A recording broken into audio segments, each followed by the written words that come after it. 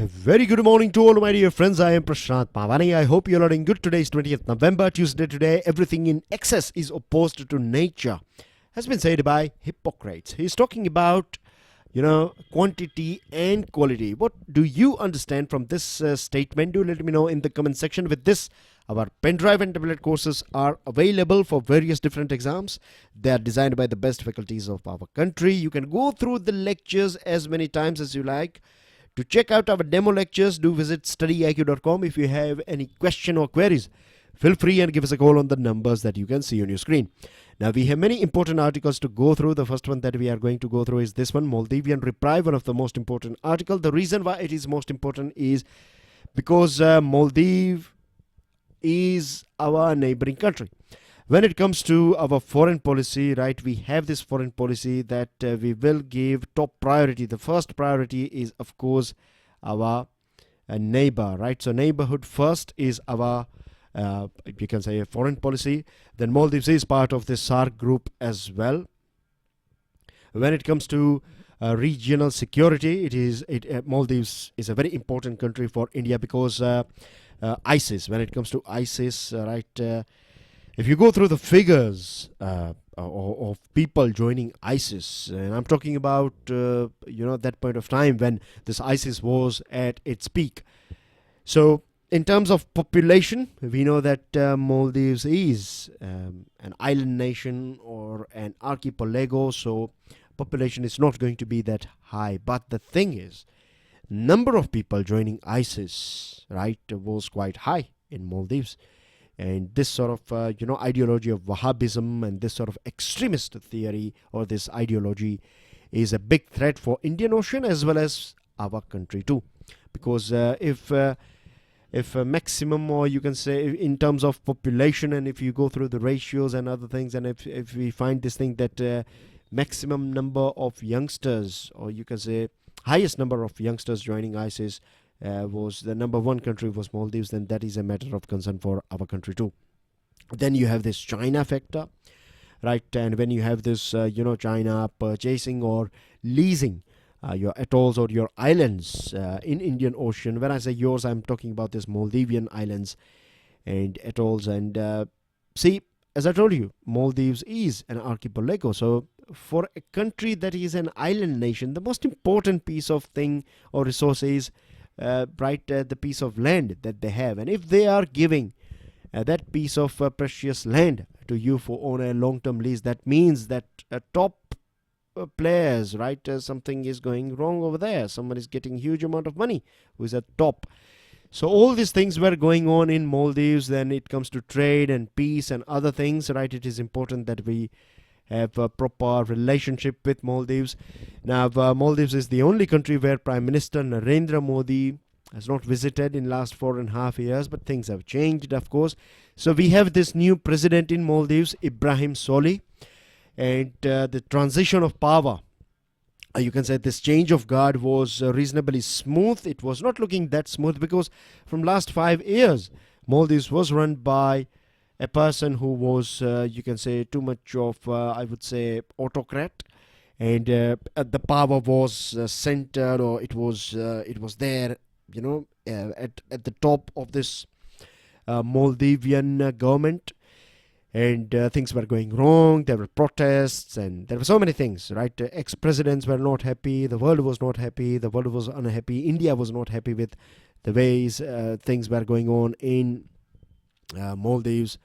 So all these things were going on in this tiny island nation. But now things are all right, because, when I say all right, I mean to say that this transition of power was smooth, reasonably smooth, because what happens generally when you have this sort of dictators, or then when you have this sort of, autocrats running your country, they will not leave their seat that easily.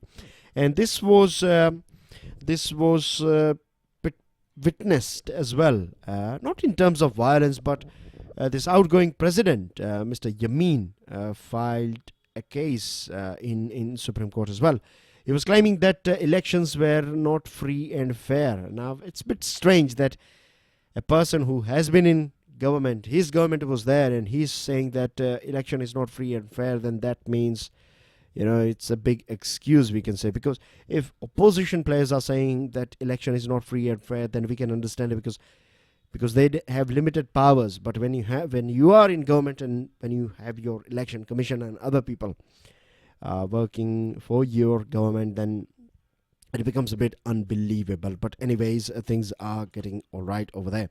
Now on 17th November, Mr. Soli took this oath as a president, and now we have a pro-people administration in power. And now the only thing that we have to keep an eye on as a country, like as India, as well as people in Maldives, as well as all the stakeholders who are of course well-wishers of this country, Maldives, they have to make sure. And this, the only problem that we can see here, I'm not saying problem, but in future, it can become a bit of problematic, because you have multiple parties coming together to form a coalition.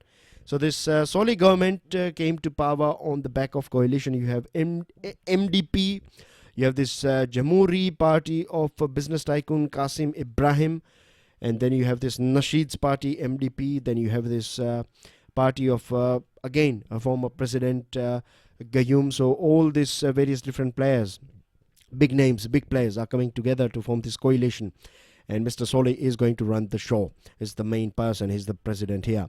So they will have to ensure that ideological differences do not cause the coalition to split. Because if something like, if a split takes place, then it will become a big opportunity for this outgoing president, who was a complete autocrat.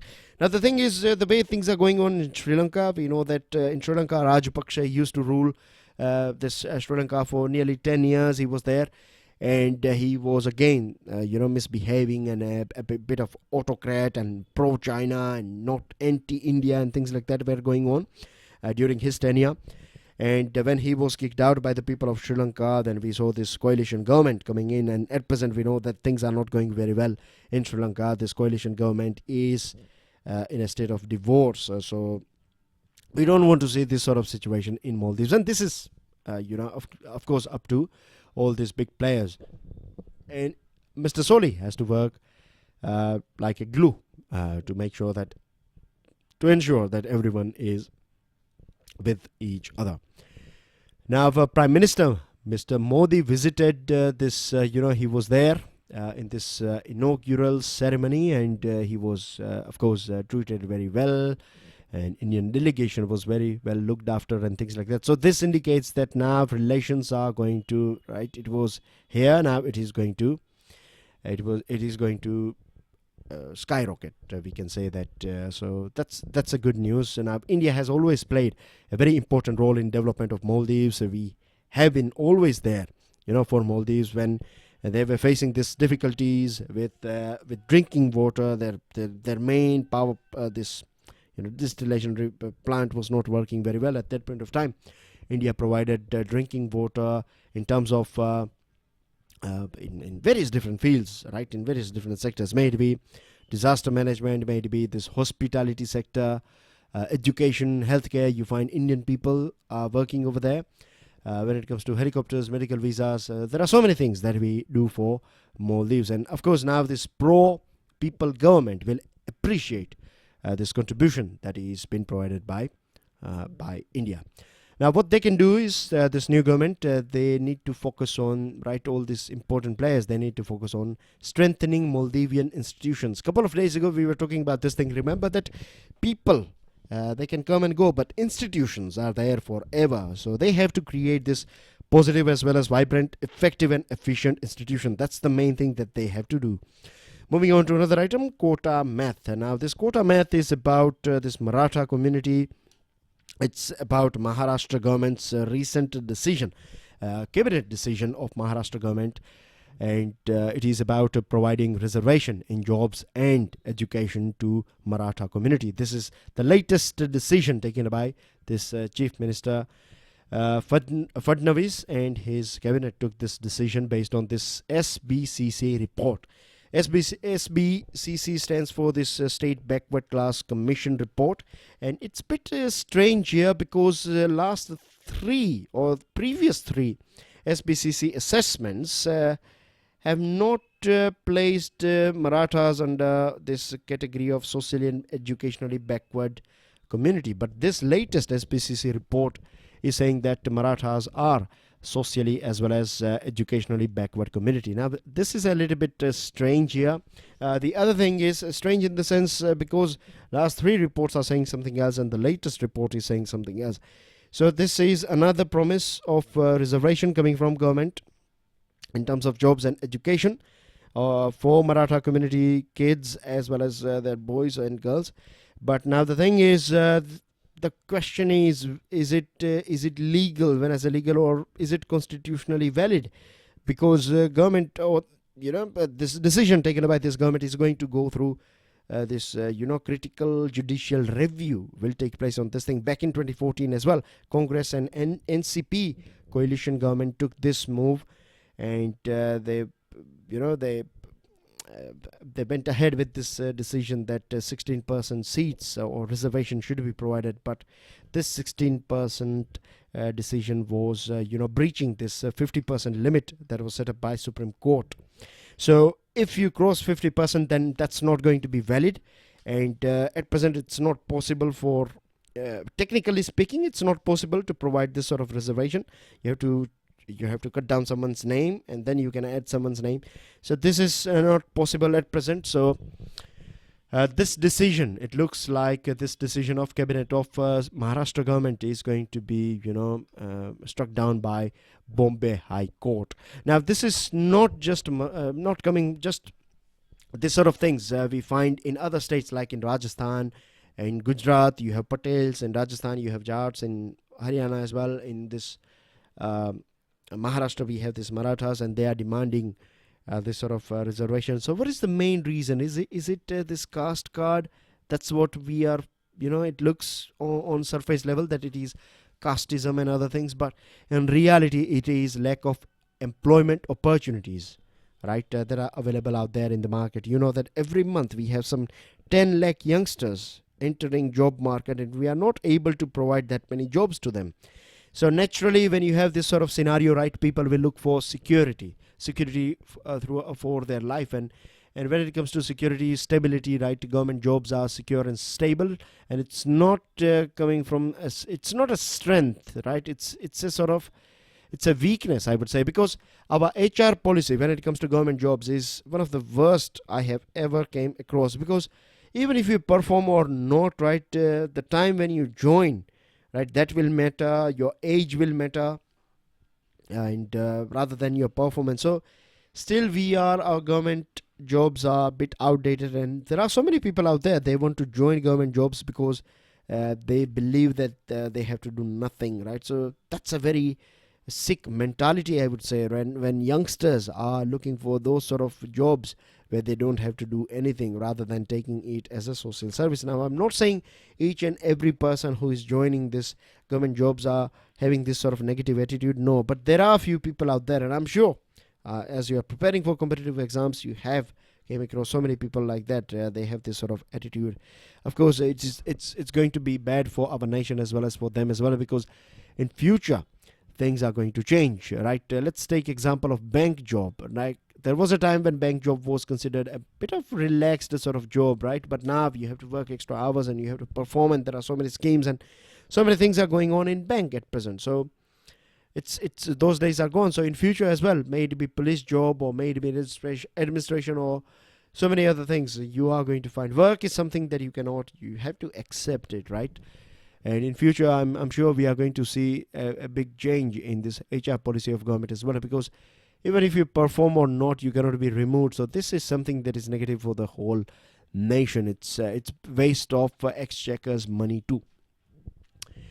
So this is one of the reason why people are, or youngsters are, one of the reason why, I'm not saying the only reason, but one of the reason why youngsters are aspiring to join various different government jobs or government, I would say, sector or departments. And this has created this. Then you have to go through this this reservation and other things. So this is one of the main reason: employment and lack of employment opportunities, as well as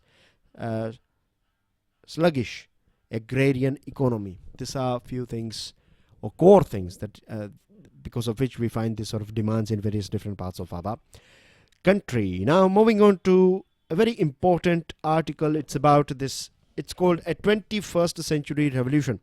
Now on your screen, the thing that you can see is, of course, if you pay attention, then this is a toilet, right? And it's not an ordinary toilet. It's a very high-tech, latest toilet, eco-friendly, I would say, right? And very, very eco-friendly, because the strange thing that is going on with our life is that our fecal material, we use fresh water or soft water, fresh water to flush our fecal material. So you can imagine how much water we are wasting here.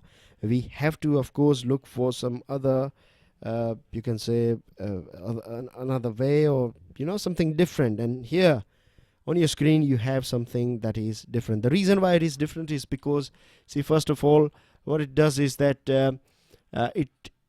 it will turn this liquid waste into a clear water for flushing. The second thing is this solid waste is converted into pellets or ash that can be used for or used as a fertilizer. So that's a big thing. Now this thing was displayed, and it was this person, Bill Gates, right? This founder of Microsoft. Bill Gates was there in Beijing for this meeting on sanitation, and he was talking about so many. He talked about so many important things. He talked about this particular toilet, this BMGF, that is Bill and Melinda Gates Foundation. They have devoted $200 million for this technology. They have promoted, since 2011. They are doing this philanthropy work where they are trying to find a solution for innovative toilets where we need to use no or less water, and they can provide some. There is no wastage. It's not destroying our environment. So this sort of eco-friendly toilet they were looking for, and they invested 200 million, and they are ready to invest 200 million more to make it a bit more better, and to find the best possible toilet that we have. The reason why they are paying too much attention to this thing is because, as per UNICEF, a couple of days ago, remember, we were talking about some figures. So here you have some more figures. So these are add-ons. Make sure you add these figures with things that we have discussed a couple of days ago. So UNICEF says that 22.2% children, or 151 million children under the age of 5, were globally stunted in 2017. World Bank says that the developing world spends 260 billion after healthcare costs because of this, diarrhea and other things, and these diseases. And one of the main reasons why children are affected by these diseases is because they contract diseases when they are playing in open, when feces and fecal material is out there, when there is lack of sanitation and cleanliness facilities in our area. And India today, we have 30 to 40% of kids end up malnourished. So this is a big challenge for our human capital as well. So it's a very important topic, no doubt. And the big problem that we find in our country is India's record in treating urban sewage is poor at 30%. Right, what we have is this grand, big, sewage treatment plant, and this is something that is not sustainable. What we need is, we need small plants in small areas. So let's say that if we have this area here, one area where you have maybe 500 families or maybe 1,000 families are living in this area, then we can have a dedicated sewage or water treatment and sewage treatment plant for this area. Then for area number B, we can have that. So rather than carrying this whole big chunk to one place, it's better to divide it, and then this water can be used, recycled water can be used for various different purposes and things like that. So we need stand-alone processors, we need omni-processor, we need latest technologies that can recycle our waste material, and we need to inculcate this attitude of creating wealth out of waste, right? It's not a job that will be done by just a particular caste. It is something that we have to do, or else everyone, right, and everyone's child is under threat if we don't look after our environment and our cities, and if we don't segregate our waste, if we are not recycling things, if we are not providing this sort of fertilizers and other things to our farmers, then is going to impact us. A third of about 847 large sewage treatment plants in our country are not functional. So this is one of the main reasons why we find like huge chunk of fecal material and other items are just chucked in freshwater sources like rivers and ponds and lakes and other things. So now things are changing, and this sort of NGOs like this Bill and Melinda's NGO, this BMGF, and there are other NGOs. We have this Clean India mission going on in our country. Things are changing, but still we need to work on this. We need this cluster approach. That is the only solution. And in future, it's not a number of toilets, right? At present, we are trying to match up with this quantity. At present, we need quantity, but at the same time, as we are starting something new, how about if we pay enough attention to quality as well? How about providing latest toilets that can be used by people? Easy to use, less resources, less damage or no damage sort of toilets and other things are the need of the hour. Moving on to another item, gender curriculum. Very interesting article written by a student, right, of LSE.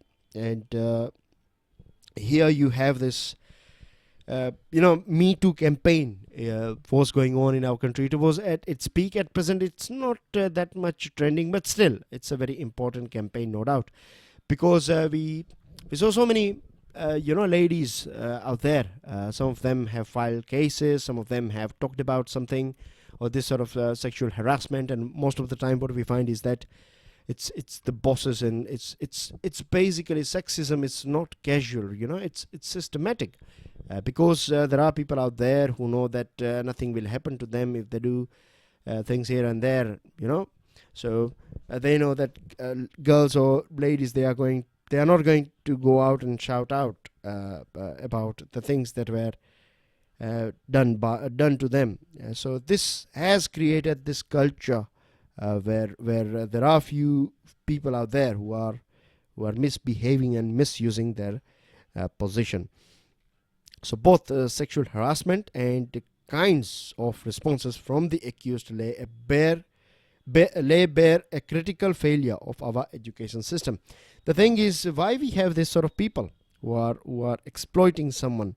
It's something to do with education system. Education is a very important tool, that if we want to change or if we want to reform our society, then education can play a very important role. But do we get that sort of sensitization, or do we get that sort of critical I would say critical understanding about sexism, about the damage that can be caused by this sort of misbehavior, legal aspect, social implications, psychological scars? So we don't learn these things in our school.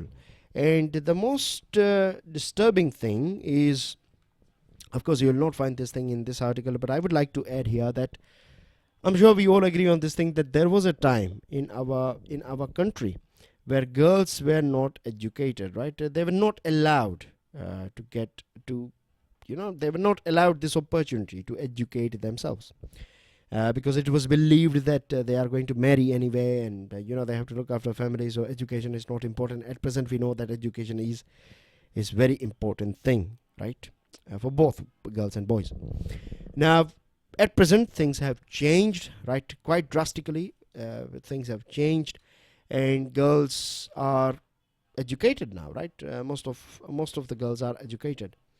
And if you look at their behavior, you see they have started doing jobs, they are getting independent, taking decisions by themselves. So they are reaching at their peak, right? They are not that far from their potential. But what about boys, right? Boys, they have got all these opportunities, but we don't see that drastic change in the behavior of boys. Right, so that's a thing. When I'm saying boys, I'm talking about men lot as well. I'm not just talking about those boys who are in school or who are in first or second year of college. I'm talking about men, and when I'm talking about girls, I'm also talking about women lot as well. Right, so please stay with me here. when I say boys or girls, do take as males and females. So females, they have done very well. They have, we can see a drastic change in them in every aspect. But when it comes to boys, we don't see that change, particularly in this mentality. They have not been able to digest this fact that girls or that's women is equal. They cannot, or at present still, and this is one of the reason, right, that we need to do some sort of you can say a little bit of changes are required in education system. This is very important. If we don't do this thing, then it's going to become very difficult for us to change this mindset. So at least with our fresh lot, right, those kids who are out there in school, they need to be educated in all these things, right? We should have this gender equality as part of our curriculum.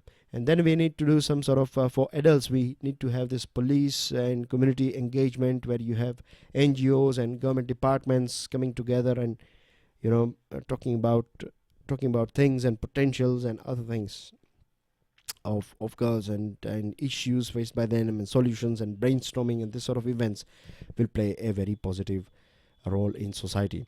Now, if you have other articles, science outside labs, not that important. This one is, I'll give you a quick overview. It's about P.H. Haksar, and this P.H. Haksar, the person that you can see on your screen, this man here, he was principal secretary of Prime Minister Indira Gandhi. He is one of the main person who was considered as the main brain after Indira Gandhi. He served from some 68 or 68 to 73, and he was there during this Bangladesh liberation and India-Pakistan war. He is the one who fixed our setting with the USSR. So USSR helped us with this veto power. At that point of time, USA, China together were supporting Pakistan. I'm talking about this old Pakistan before Bangladesh. So he played a very important role, and when he left government, when he got retired, right, Sanjay Gandhi came in, and Sanjay Gandhi was not treating him very well. His house was raided, and so many things took place with him. So it's about P.N. Haksar, and this one is about judiciary. We have talked about judiciary many times, so if you go through this article, it's going to be easy read for you guys, so not going into this item. Now let's go through latest news items. Government RBI called truce after marathon board meeting, so that's a good news. NSA minister hampered Astana probe, has been said by CBI officer. Literacy levels in rural India suffers from migration of families. 80% of seasonal migrant children in 7 cities lacked access to education. Maldives to pull out of China free trade agreement. Sri Lanka House adjourned till Friday. Talks on with 150 nations to reform World Trade Organization, has been said by our Commerce Minister. So these are a few news items that I would like you guys to go through it from the Hindu newspaper. These are some of the most important news items. These are your vocabs, and this is your research topic. You can see two gentlemen here, who they are and why they are together. What's a big thing going on between these two nations? Do let me know. That's everything. I'll see you all soon. Till then, enjoy your studies. God bless you all. Jai Hind.